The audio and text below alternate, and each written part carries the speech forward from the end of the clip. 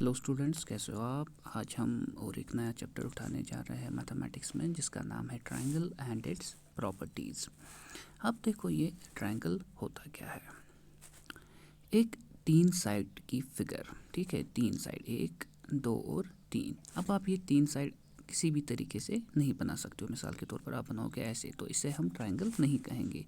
जब आप 3 साइड्स की फिगर, क्लोज्ड फिगर बनाओगे, तब जाके ये ट्रायंगल बनेगा। यानी कि इस ट्रायंगल में 3 वर्टिसेस होंगी और 3 एंगल्स होंगे, ठीक है। अब अगर आप ऐसे बनाओगे तो इसमें कितने एंगल आए, 1 और 2 ही, ठीक है। लेकिन ट्रायंगल में आपको 3 एजेस आनी चाहिए या 3 वर्टिसेस आनी चाहिए, और क्या आना चाहिए, और 3 एंगल्स आने चाहिए, तब जाके हम इसको कहेंगे एक ट्रायंगल। तो ट्रायंगल क्या होता है, simple closed curve made up of 3 line segments.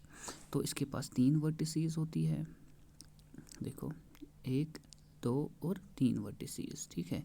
और इसके 3 साइड होते हैं, 1 2 और 3, और इसके पास 3 एंगल्स होते हैं, 1 2 और 3। अब अगर आपसे कोई कहेगा व्हाट इज ट्रायंगल, आप क्या कहोगे, a simple closed curve made of 3 line segments. A triangle has 3 vertices, 3 sides and 3 angles. तो यहाँ पर एक ट्रायंगल एग्जाम्पल के तौर पे बना के है। तो इसमें साइड्स कौन कौन से है। अब एक तो ए बी आ रहा है हमारा साइड, ठीक है, और क्या आ रहा है, बी सी आ रहा है और सी ए आ रहा है। ये हम ऊपर इसको ये क्या करते हैं, ये एक लाइन सेगमेंट है, ठीक है। जब हम ऊपर एक लाइन सी डालते हैं तो साइड्स 3 आए, ए बी सी और सी ए। अब एंगल्स कौन कौन है इसमें। अब देखो एंगल्स, ये एंगल जो है यहाँ पर बन रहा है बी ए और ए सी से, इसे हम कहते हैं एंगल ए, या हम इसको कह सकते हैं एंगल बी ए और सी। जो एंगल बन रहा है बी ए और सी, जहाँ पर ये वर्टिसी होती है, वो वाला ये जो लेटर होता है वो रखना होता है बीच में। जैसे कि बी ए सी, जो बीच वाला एंगल होता है उसी को कहते हैं एंगल ए या एंगल बी ए सी, ठीक है। तो बीच वाला लेटर जो होता है वो वही रखना है आपको जहाँ पर एंगल हो।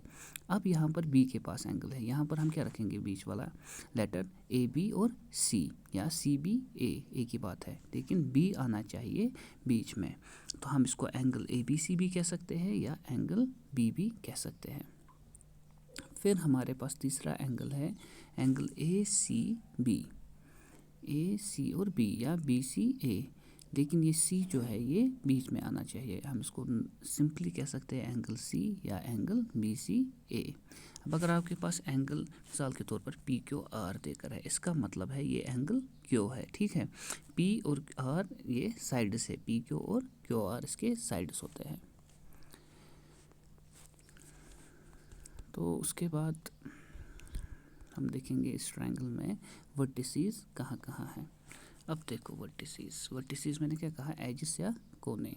तो यहाँ पर ए बी और सी यानी कि 3 वर्टिसेस है, 3 एंगल्स हैं और 3 साइड्स है।